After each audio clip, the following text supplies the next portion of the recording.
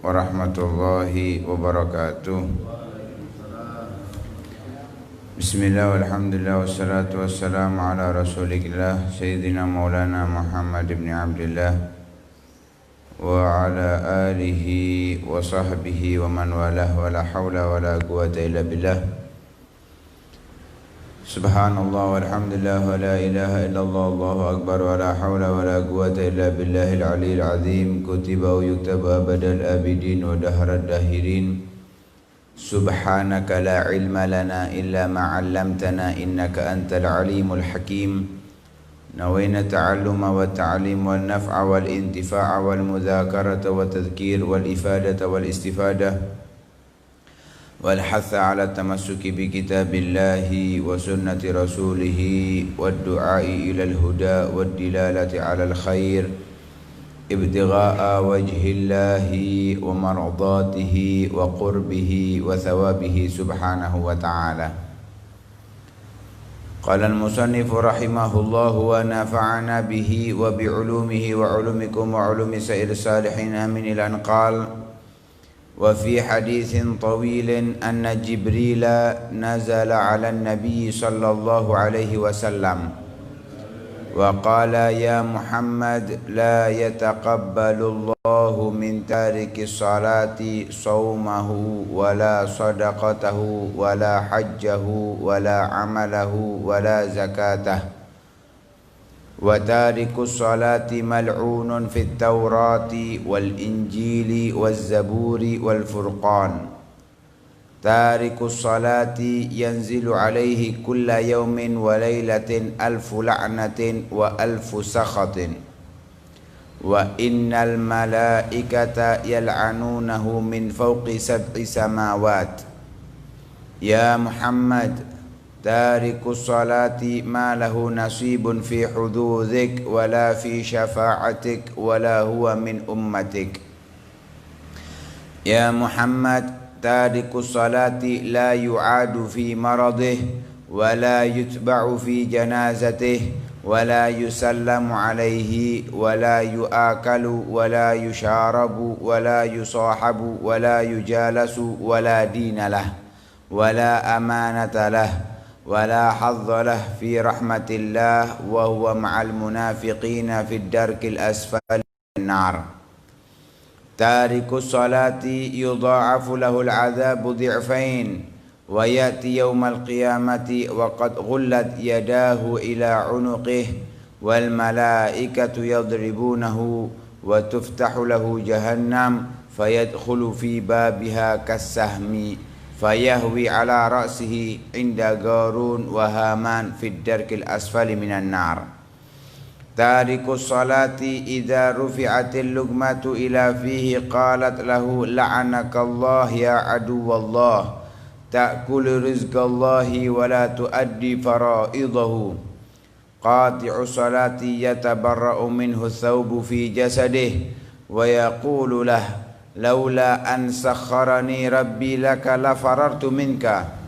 Qati'u salati idza kharaja min baitihi qala al-bait la sahibaka Allahu fi safarik wa la khalafaka fi atharik wa la a'adaka ila ahlika salima. Qati'u salati mal'unun fi hayatihi wa ba'da mamatihi. Qati'u salati yamutu yahudiyan wa yub'atsu nasraniya. Melanjutkan daripada pembahasan di pertemuan sebelumnya, menggambarkan di pertemuan sebelumnya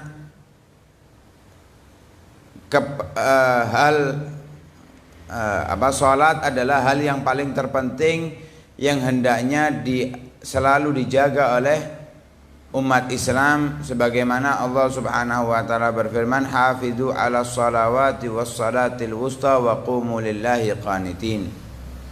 Jagalah salat 5 waktu dan terkhususnya salat al-wusta, salat subuh, sebagai pendapat mengatakan salatul asar. Wa qumu lillahi qanitin ay khashi'in. Beribadalah kepada Allah Subhanahu wa taala dalam keadaan khusyuk. Dan di pertemuan yang lalu juga kita diberikan beberapa gambaran orang-orang yang meninggalkan sholat, mereka terlepas daripada tanggungan Nabi Muhammad sallallahu alaihi wasallam. Dan siapa yang meninggalkan sholat, menyia-nyiakan sholat, akan dibangkitkan bersama Fir'aun dan Haman. Kali ini kita akan disebutkan oleh Al-Imam As-Sayyid Ahmad Zaini Dahlan dalam kitabnya Majmu' Mustamil ala Arba' Rasail wa fi hadithin tawilin, dan di dalam hadis yang panjang,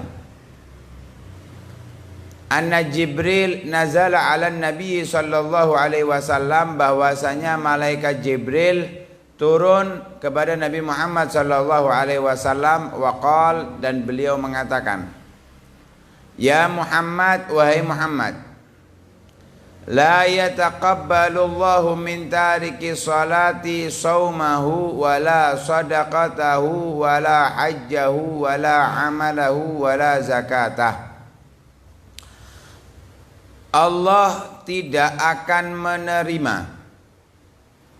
dari orang yang meninggalkan sholat, saumahu, puasanya, wala sadaqatahu, juga tidak akan diterima sedekahnya, wala hajjahu, tidak akan diterima hajinya, wala amalahu, amal ibadahnya, wala zakatahu, dan zakatnya. Apapun yang diamalkan oleh seseorang yang meninggalkan sholat, berapapun harta yang dikeluarkan untuk zakat atau sedekah, harta yang dikeluarkan untuk haji, ibadah cara model apapun dia lakukan, tapi kalau ia meninggalkan sholat, walaupun terlihat di mata manusia itu orang yang baik, orang yang mulia, orang yang istimewa, tetap di mata Allah amalnya semuanya tidak akan diterima. Sebagaimana di pertemuan yang lalu kan juga disebutkan bahwa kalau sholatnya itu dilihat sempurna, maka semua amalnya diterima. Tapi kalau sholatnya tidak sempurna, akan dikembalikan semua amal ibadah yang ia lakukan, nggak diterima oleh Allah Subhanahu wa ta'ala. Dalam ayat Al-Quran Allah itu menyebutkan, innama yataqabbalullahu minal muttaqin, hanya saja Allah Subhanahu wa ta'ala menerima dari orang-orang yang bertakwa. Lah kalau orang yang meninggalkan sholat, ibadahnya, puasanya, sedekahnya, hajinya, kemudian zakatnya tidak diterima, berarti dia keluar dari golongan orang-orang yang bertakwa. Padahal kalau kita membaca Al-Quran, di dalam ayat yang menjelaskan kewajiban puasa, ya ayyuhalladzina amanu kutiba alaikumussyam kama kutiba alal ladzina min qablikum la'allakum tattaqun. Wahai orang-orang yang beriman, diwajibkan bagi kalian berpuasa sebagaimana itu kewajiban daripada orang-orang terdahulu, supaya kalian bertakwa. Kalau orang yang bertakwa, ibadahnya diterima oleh Allah Subhanahu wa ta'ala. Lo puasa itu tujuannya untuk takwa. Tapi ketika dia tidak sholat, walaupun dia puasa, bahkan walaupun puasanya sampai orangnya itu kurus seperti kalautar beting. Kalau istilah dalam hadis itu kalautar, seperti beting. Walaupun sampai seperti beting, lidi, kalau dia tidak sholat, puasanya nggak diterima oleh Allah Subhanahu wa ta'ala. Haji, siapa yang haji, laisa lahul jaza illal hajjun mabrur, laisa lahul jaza illal jannah. Haji yang diterima oleh Allah tidak ada balasan yang pas kecuali surganya Allah Subhanahu wa ta'ala. Tapi kalau dia meninggalkan sholat, walaupun setiap tahun haji, melakukannya secara sempurna, ditambahi setiap bulan umroh, melakukannya dengan cara yang sempurna, ziarah kepada Nabi Muhammad, menangis jam-jaman bila perlu, iktikaf di Masjidil Haram, Masjid Nabawi, nggak pulang selama 1 bulan misalkan. Tapi kalau dia nggak sholat, semuanya nggak diterima oleh Allah Subhanahu wa ta'ala. Harta yang dikeluarkan untuk zakat, walaupun MM-an yang dikeluarkan, sedekah yang dikeluarkan, walaupun bangun masjid, tetap kalau nggak sholat nggak ada yang diterima oleh Allah Subhanahu wa ta'ala. Intinya adalah sholat. Karena memang sholat ini Syekh Mutawalli Sya'rawi, beliau mengatakan gambaran rukun Islam secara keseluruhan ada di dalam sholat. Kalau kita memperhatikan, merenungi sholat secara hakikatnya, kita akan mendapatkan rukun Islam, syahadat, sholatnya sendiri, puasa, zakat dan haji, semuanya ada di dalam sholat. Karena itu yang paling penting adalah sholat. Ketika sholatnya baik, sholatnya sempurna sesuai dengan ajaran Rasulullah, semua amalnya diterima. Kenapa? Memang dari dalam sholat itu sudah terkandung makna daripada zakat, haji dan yang lain sebagainya. Karena itu Allah tidak akan menerima dari orang-orang yang meninggalkan sholat. Artinya orang yang meninggalkan sholat tidak dikatakan bertakwa. Dan orang yang menjalankan sholat, dia ciri-ciri orang yang bertakwa kepada Allah Subhanahu wa ta'ala. Wa tariku salati mal'unun fit Taurati wal Injili wal Zaburi wal Furqan. Orang yang meninggalkan salat akan sudah dilaknat, sudah terlaknat di dalam Taurat, Injil, Zabur dan Al-Qur'an. Loh, bukannya sholat itu adalah syariatnya umat Nabi Muhammad. Sholat 5 waktu adalah syariat untuk Nabi Muhammad Sallallahu Alaihi Wasallam. Karena umat terdahulu mereka juga memiliki kewajiban sholat.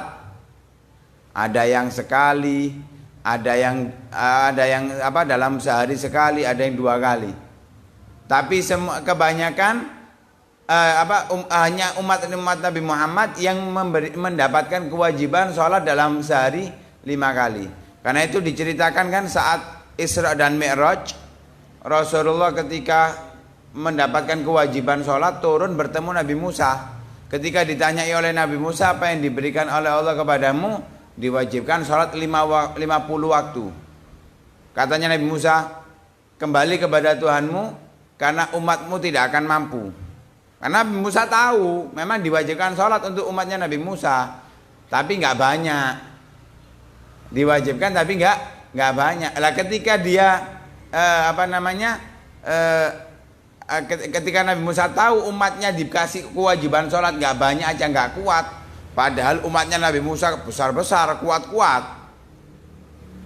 mengatakan nggak mungkin kuat, kembali aja kepada Tuhanmu, minta kortingan, dikorting sampai 5 pun Nabi Musa mengatakan irji ila rabbik, kembali kepada Tuhanmu, minta keringanan agar dikurangi kewajiban sholat 5 waktu tersebut. Katanya Nabi Muhammad, sudah aku nggak bisa, malu kepada Allah Subhanahu wa ta'ala. Nabi Musa tahu memang sholat itu berat.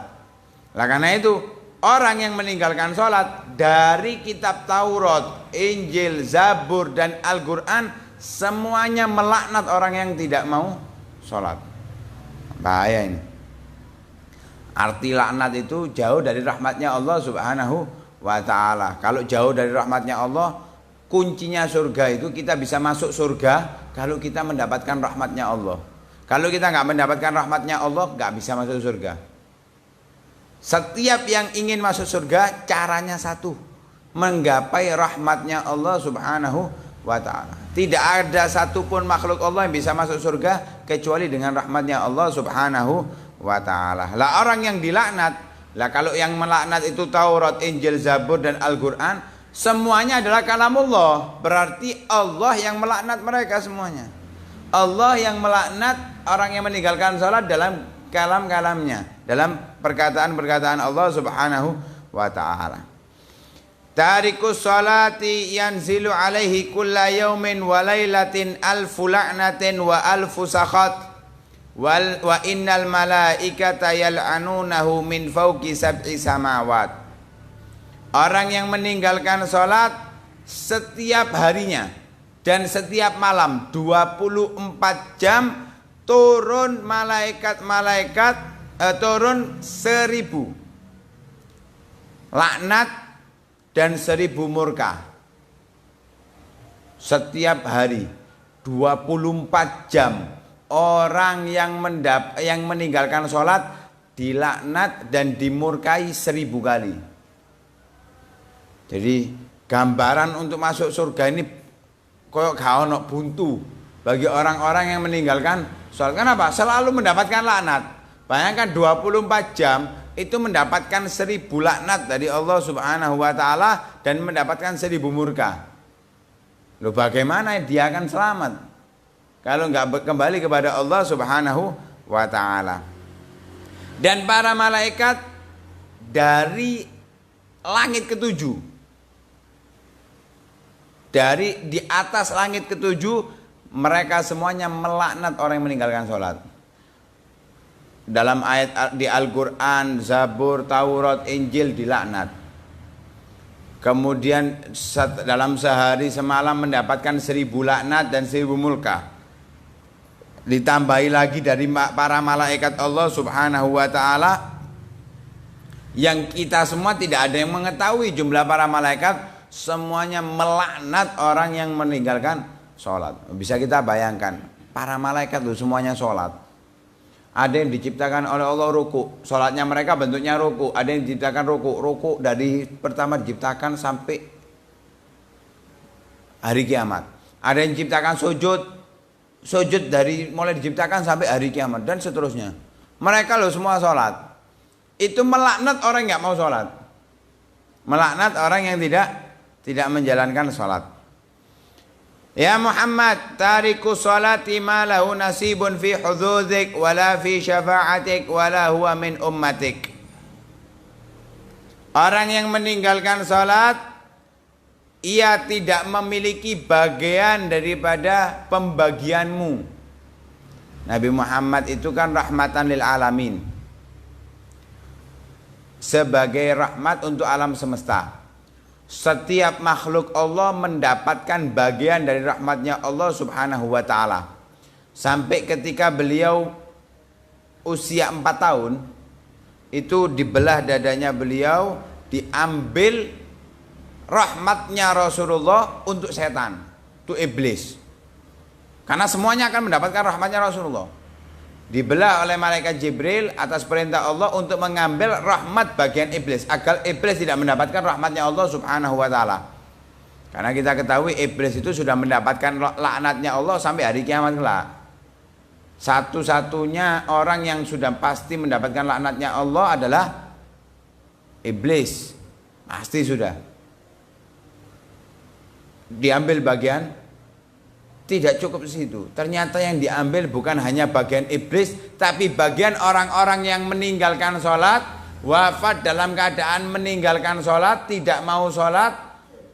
Bagian rahmatnya Rasulullah diambil. Nah, kalau sudah Rasulullah nggak memberikan rahmat untuknya, nah, apalagi wala fi syafa'atik, di hari kiamat terus mengharap syafaat kepada Rasulullah, dihapus oleh Allah bagian syafaat untuk orang-orang yang meninggalkan sholat. Kita boleh bermaksiat apapun, yang penting jangan pernah kita meninggalkan sholat.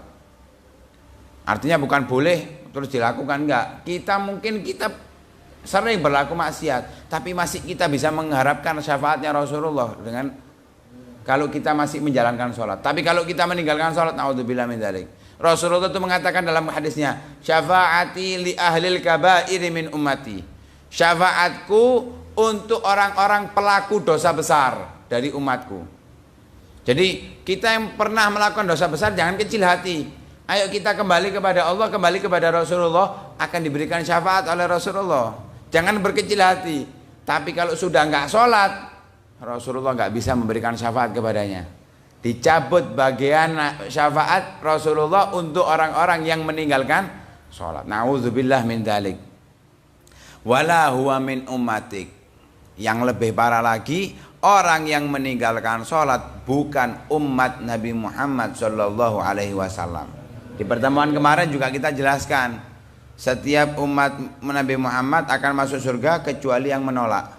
Siapa yang menolak? Ini di antara yang menolak untuk masuk surga, berarti dia menolak untuk menjadi umat Nabi Muhammad adalah orang-orang yang meninggalkan sholat. Bahaya, ancaman dari Rasulullah Shallallahu Alaihi Wasallam.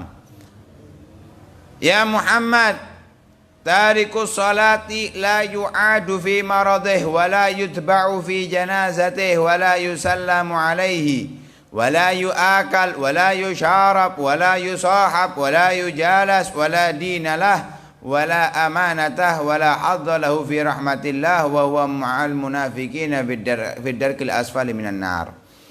Orang yang meninggalkan salat tidak pantas untuk dijenguk ketika sakit. Ini malaikat Jibril mengingatkan kepada Nabi Muhammad, kalau ada dari umatmu mereka yang tidak sholat, maka tidak berhak, tidak layak dia untuk dijenguk ketika dia sakit. Bayangkan, Rasulullah itu pernah ada anak kecil mungkin sudah mulai usia balik atau sudah balik, masih remaja, sakit, hampir wafat. Dia kafir. Bisa kita bayangkan, dia adalah orang kafir, ayahnya orang kafir. Ketika sakit dijenguk oleh Nabi Muhammad, diminta isyahadat oleh Nabi Muhammad, dia taat patuh kepada Nabi Muhammad. Bisa kita bayangkan, kafir sakit dijenguk oleh Nabi Muhammad. Tapi orang Islam meninggalkan sholat, katanya malaikat Jibril kepada Nabi Muhammad, la yu'ad fi maradih, gak pantas untuk dijenguk ketika dia sakit. Kafir loh dijenguk oleh Nabi Muhammad. Ini orang yang meninggalkan sholat dikatakan gak pantas untuk dijenguk. Berarti apa? Secara logika dia ketika membawa agama Islam gak sholat, berarti hina, dia menghinakan Islam, dia menghancurkan Islam, sehingga lebih parah daripada orang kafir. Walaupun segi Islam tetap lebih mulia daripada orang kafir, tapi segi kepantasan itu lebih pantas menjenguk orang kafir daripada menjenguk orang Islam yang tidak mau sholat. Nah, parah kan berarti. Ini sudah luar biasa. Walaupun tetap izzatul Islam tidak bisa dikalahkan dengan kafir. Tetap orang Islam tetap lebih mulia daripada orang kafir. Tapi dalam segi dijenguk, lebih baik menjenguk orang kafir yang ada harapan untuk masuk Islam daripada menjenguk orang Islam yang meninggalkan sholat. Wala yudba' fi janazatih, gak layak untuk jenazahnya ikut dikuburkan, ikut ngubur jenazahnya, menyolatinya, memandikan. Gak layak kalau gak sholat. Ibaratnya kalau ada yang gak sholat, kita kerja, siapa mati iku, wong iku gak sholat, gak usah mulai kerja wis. Gak layak untuk diikuti jenazahnya, wis jano cik ngubur-ngubur dewi awake. Gak layak, katanya malaikat Jibril kepada Rasulullah Sallallahu Alaihi Wasallam. Wala yusallam alaih. Rasulullah itu memerintahkan kita untuk menebarkan salam. Salim ala man ta'rif wa ala man la ta'rif. Bersalamlah kepada orang yang kamu ketahui dan orang yang gak kamu ketahui. Yang kenal gak kenal, salam kepada mereka. Afsyus salam bainakum, tebarkan salam di antara kalian. Tapi ketika orang dia nggak mau sholat, dia meninggalkan sholat, nggak usah salam kalau ketemu. Nggak usah salam ketika ketemu apa? Nggak layak untuk dikasih doa salam, nggak layak. Wala yu'akal, nggak layak untuk diajak makan. Nabi Ibrahim itu kan seneng makan nggak sendirian, dengan orang, kadang ngejak orang. Lah yang pantas untuk dijak siapa? Orang yang sholat. Kalau nggak sholat nggak pantas untuk dijak makan. Wala yusyarab, dikasih minum, nggak layak. Karena itu orang yang meninggalkan sholat, ketika dia kehausan, kalau nggak minum mati, nggak usah dikasih minum. Karena apa? Termasuk hayawanun ghairu muhtaram, makhluk hidup yang tidak memiliki kemuliaan dalam agama Islam. Dia kehausan, kalau nggak minum mati. Kalau nggak minum mati dia, nggak usah dikasih minum, biarkan dia mati kehausan. Kecuali kalau dia minum mau sholat, nggak apa-apa kita kasih minum. Kalau kita kasih minum dia mau sholat, kita tawarkan, kau tak kayak ngombe tapi sholat, mau dia kasih minum. Tapi kalau nggak usah, biarkan mati kehausan, nggak layak untuk dikasih air. Wala yusahab, nggak pantas untuk dijadikan teman. Karena itu nggak ada ceritanya sahabatnya Nabi mereka nggak sholat, nggak ada. Semua sahabatnya Nabi mereka menjalankan sholat. Diriwayatkan satu saja dijauhi oleh Nabi Shallallahu Alaihi Wasallam. Ada satu karena meminta kepada Rasulullah agar didoakan menjadi orang yang kaya.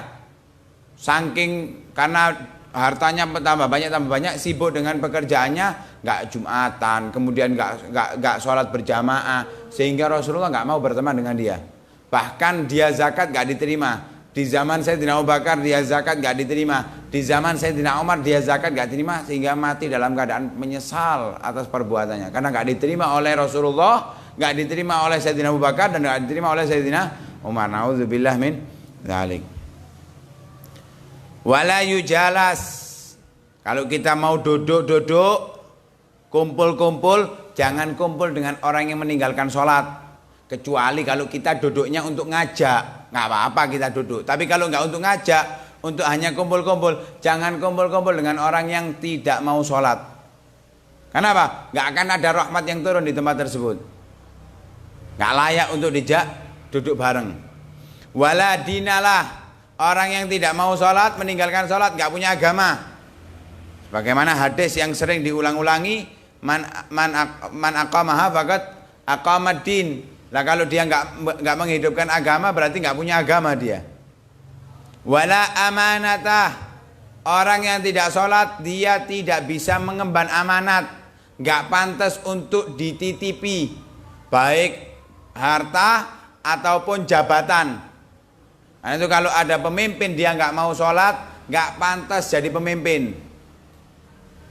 Pemimpin itu harus menjaga sholat. Kenapa? Sholat adalah amanat dari Allah Subhanahu wa Ta'ala.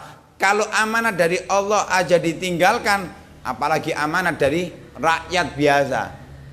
Amanat dari Allah, Tuhannya, ditinggalkan itu sholat, apalagi amanat dari kita. Ya makanya jangan kaget kalau koruptor banyak. Kenapa? Ini pantas, tanya aja sholatnya. Insya Allah yang hampir pasti nggak mereka lakukan adalah subuh dan maghrib, subuh dan isya. Hampir pasti mereka nggak lakukan, hampir pasti. Nggak tahu kalau 5 waktu nih kabeh tambah ya parah, nggak ngerti. Nah karena itu kalau kepingin tahu pemimpin siapa yang pantas untuk dipilih, yang bisa menjaga amanat, lihat sholatnya. Kalau sholatnya 5 waktu baik, terlebih lagi kalau awal waktu, cocok jadi pemimpin. Cocok jadi pemimpin. Kenapa? Pasti amanat. Orang yang nggak sholat nggak mungkin amanat. Wala hadzalahu fi rahmatillah, dia juga tidak akan mendapatkan bagian daripada rahmatnya Allah Subhanahu wa Ta'ala. Sebagaimana tadi sudah kita bahas. Wa huwa ma'al munafiqina fid darkil asfali minan nar. Orang yang meninggalkan sholat akan dikumpulkan oleh Allah bersama orang-orang munafik di neraka yang paling dasar. Intipin neraka. Di dalam neraka yang paling dasar. Orang yang munafik itu sudah dibawa paling dasar, dan mereka orang-orang munafik tidak akan mendapatkan orang yang bisa menolongnya. Gak akan bisa ada yang menolong orang-orang munafik. Kalau dikumpulkan bersama mereka, berarti orang-orang yang meninggalkan sholat juga tidak akan mendapatkan pertolongan sama sekali. Tarikus sholati yudha'afu lahul adzabu dhi'fain. Wa ya'ti yaumal qiyamati wa qad ghullat yadahu ila unuqih wal malaikatu yadribunahu wa tuftahu lahu jahannam fayadkhulu fi babiha kasahmi fayahwi ala ra'si inda gharun wa haman fid darkil asfali minan nar. Orang yang meninggalkan salat akan dilipat gandakan azabnya oleh Allah Subhanahu wa Ta'ala, double. Azabnya akan didouble oleh Allah Subhanahu wa Ta'ala. Di hari kiamat tangannya terbelenggu di lehernya. Jadi tangannya Posisi seperti ini, kedua tangannya. Dan malaikat terus memukulinya. Menggunakan fi'il mudhari' yadribunahu. Selalu memukuli terus.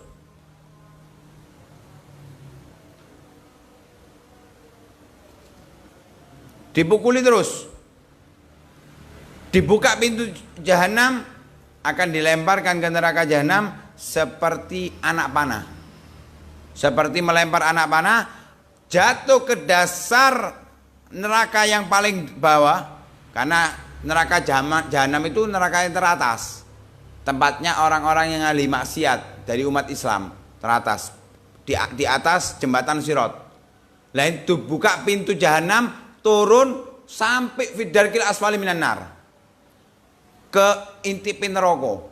Jadi jatuh ke neraka yang paling dasar. Dibuka pintu paling atas, jatuhnya ke paling bawah. Kalau orang-orang yang ahli maksiat dari kaum muslimin yang bakal akan dikeluarkan dari neraka jahanam masuk ke dalam surga selama dia memiliki keimanan kepada Allah dan hari akhir, maka tempatnya adalah neraka jahanam. Kalaupun jatuh ya wis jatuhnya di neraka jahanam. Tapi orang yang meninggalkan sholat nelunyur sampai ke neraka paling dasar, nggak akan mendapatkan. Lah itu jatuhnya bukan lo gore nggih sikil, nyosop apa istilahnya itu, tersungkur dengan kepalanya. Ketemu siapa? Qarun dan Haman. Ketemu Qarun dan Haman. Qarun itu masih sepupunya Nabi Musa tapi nggak patuh kepada Nabi Musa. Dan Haman ini menterinya Fir'aun. Dua orang ini sudah pasti masuk nerakanya Allah Subhanahu wa ta'ala. Temennya siapa?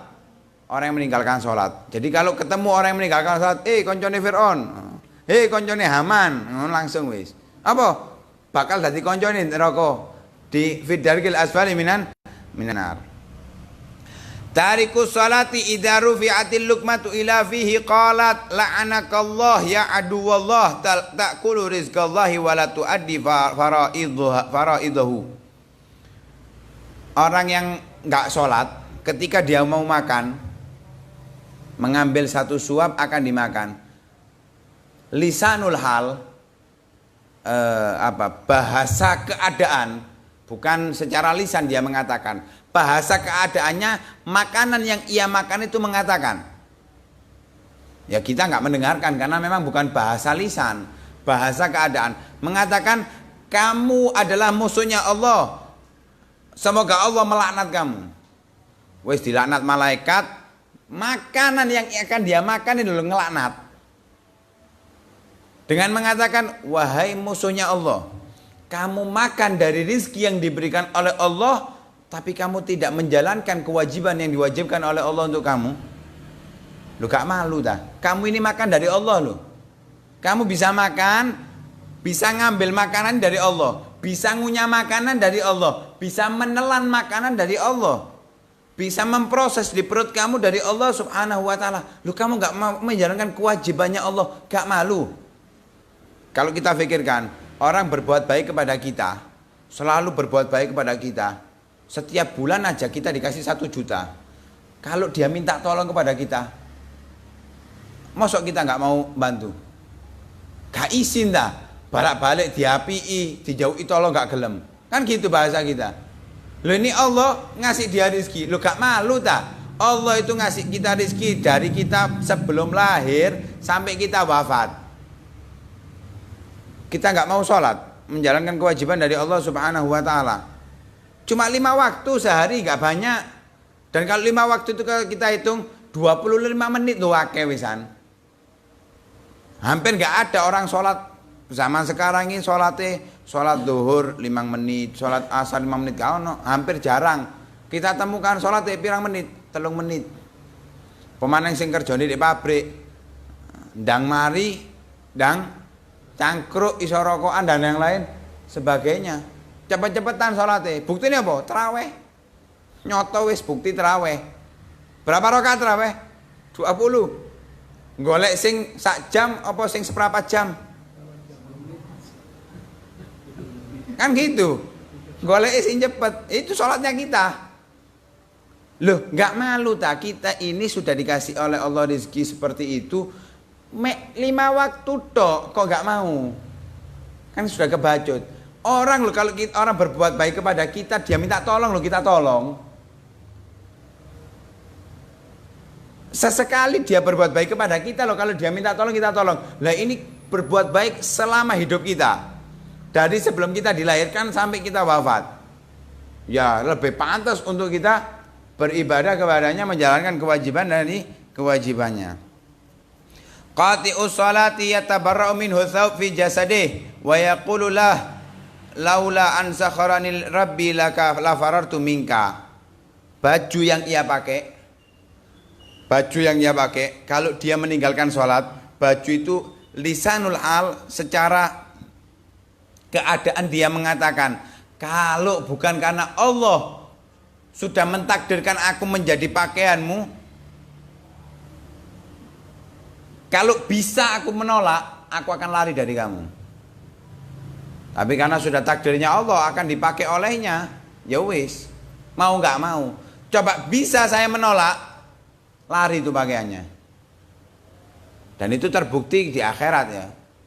Ketika Nabi Adam memakan dari buah yang dilarang oleh Allah Subhanahu wa taala, baju dari surga itu terlepaskan dari dia. Lah itu di akhirat ada. Kalau di dunia ngono bahaya. Ayo, bahaya yo metu langsung ngucul kabeh. Gak lucu akhirnya. Kok ketok kabeh wis.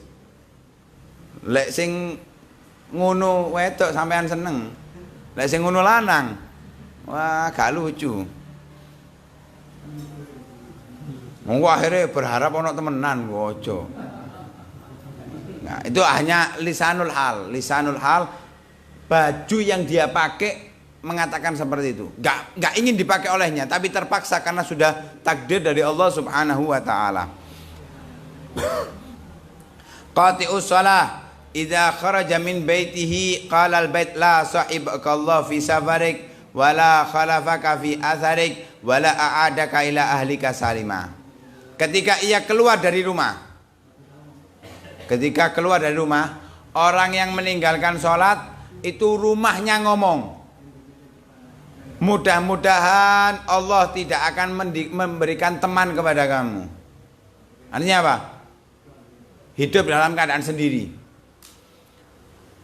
Ketika dia bepergian, mudah-mudahan gak ada teman yang membarengi dia, yang menjaga dia. Wala khalafaka fi atharik, dan mudah-mudahan Allah tidak menggantikan untukmu yang kamu tinggalkan. Keluarga yang ada ditinggalkan, mudah-mudahan gak ono gantine kayak ngono. Ibaratnya cek gak ono sing ngisrung-ngisrung ngrusoni. Wala a'adaka ila ahlika salima, dan mudah-mudahan Allah tidak mengembalikan kamu dalam keadaan sehat selamat. Jadi omahe ngomong mudah-mudahan kon bongko ning dalan. Mudah-mudahan kon kecelakaan. Mudah-mudahan kon apa wis sak karepe wis ditungano elek tok karo omahe. Rumah yang ia tinggali lho, lega metu iku metu, lega. Lek iso aja mlebu omah ngono lho, maksudnya omahe. Rumah yang ia tinggali padahal yang dia tidur di dalamnya, berharap orang ini enggak masuk rumah lagi. Lahir qati'us salat mal'unun fi hayatihi wa ba'da mamatih, qati'us salati yamutu yahudian wa yub'atsu nasraniya. Orang yang meninggalkan salat dilaknat saat hidup dan setelah wafat.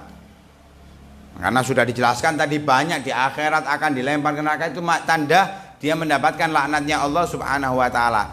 Dan orang yang meninggalkan salat mati, kemungkinan besar dia mati dalam keadaan Yahudi, dibangkitkan dalam keadaan Nasrani. Artinya dia mati dalam keadaan su'ul khotimah, yang lebih dikhawatirkan lagi mati dalam keadaan keluar dari agama Islam. Na'udzubillahi min dzalik. Karena itu mudah-mudahan Allah menjadikan kita orang-orang yang ahli salat, selalu menjalankan salat, tidak pernah meninggalkan salat. Amin amin ya rabbal alamin.